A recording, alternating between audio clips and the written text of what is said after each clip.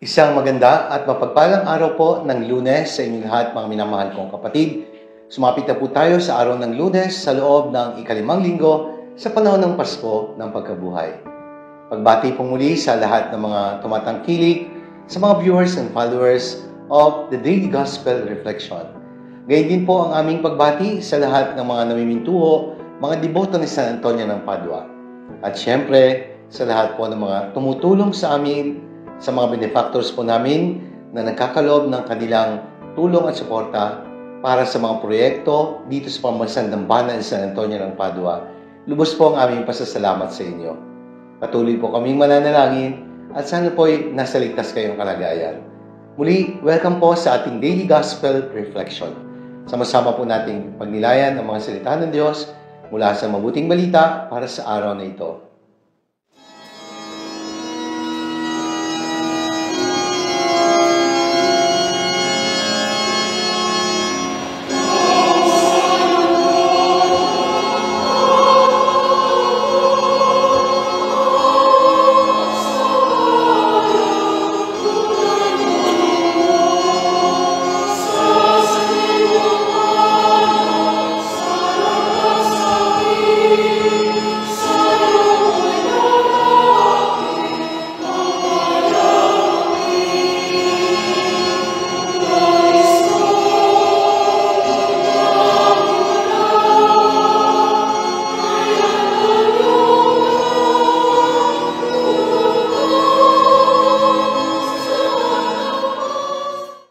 Mga minamahal kong kapatid, ngayon pong Lunes sa loob ng ikalimang linggo sa panahon ng Pasko ng Pagkabuhay, pagdinilayan natin ang pagbasa ng mabuting balita ayon pa rin po kay San Juan.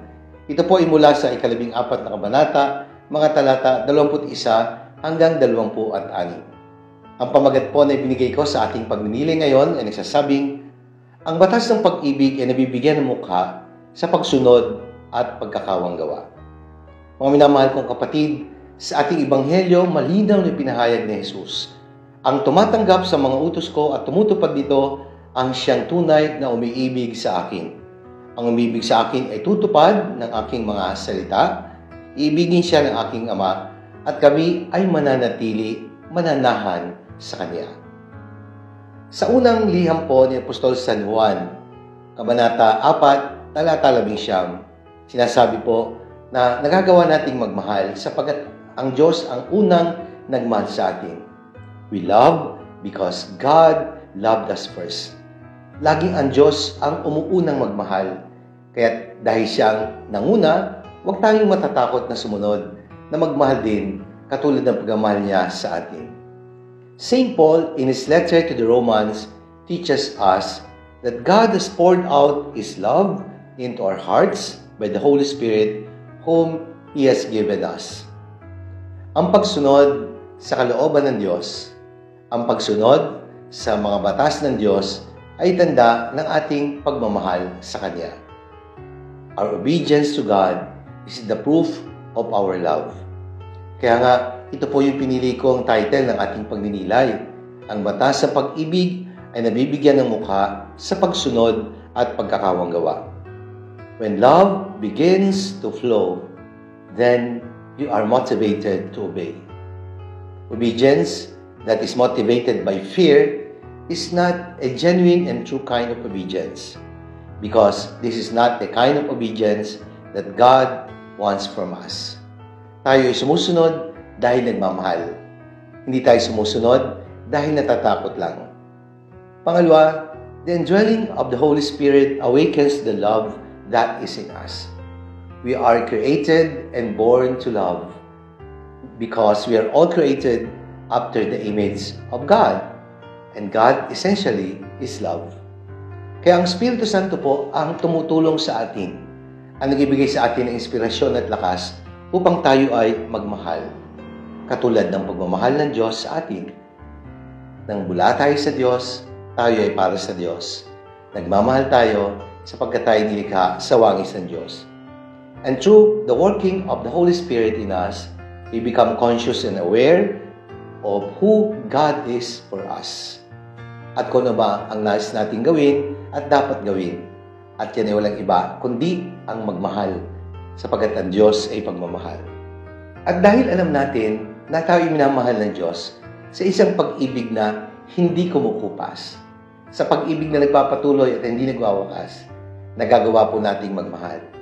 We are motivated to love, knowing that we are loved by God with an everlasting love. Ang Espiritu Santo ang magtuturo at magpapakilala ng lahat ng sinabi at ginawa ng Diyos para sa atin.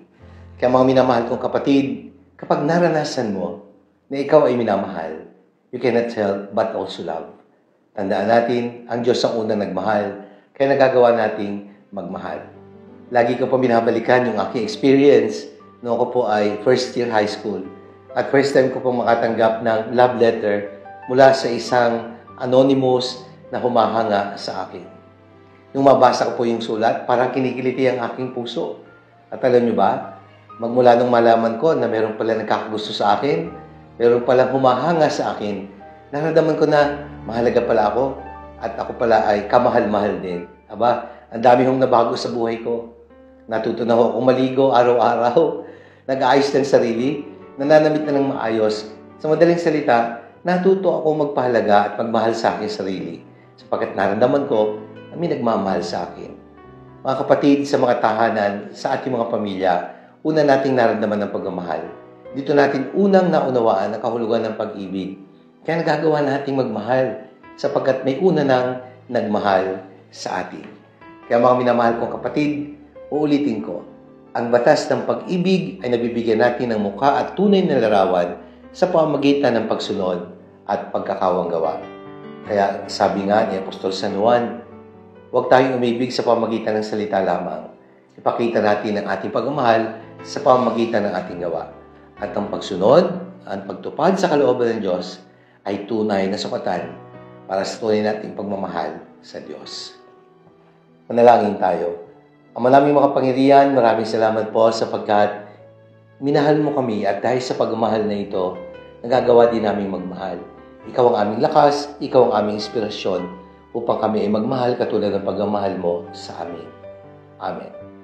Maraming salamat po mga minamahal na kapatid. Sana po ay nagustuhan ninyo at nakatulong ang ating pagninilay sa araw na ito. Kung inyo pong nagustuhan at nakatulong, i-like po ninyo at i-share. Bahagi natin ang mensahe ng salita ng Diyos sa ating mga mahal sa buhay, mga kakilala at mga kaibigan. Sa lahat po ng patuloy na tumatangkilik sa programang ito, ang Daily Gospel Reflection, sa lahat po ng tulong na ibinibigay, lubos po ang aming pasasalamat. Ang Diyos sa po ang bahalang gumanti sa inyong kabutihan. Pagpalain po tayo ng mga pangyarihan ng Diyos, Ama, ng Anak, ng Espiritu Santo. Amen.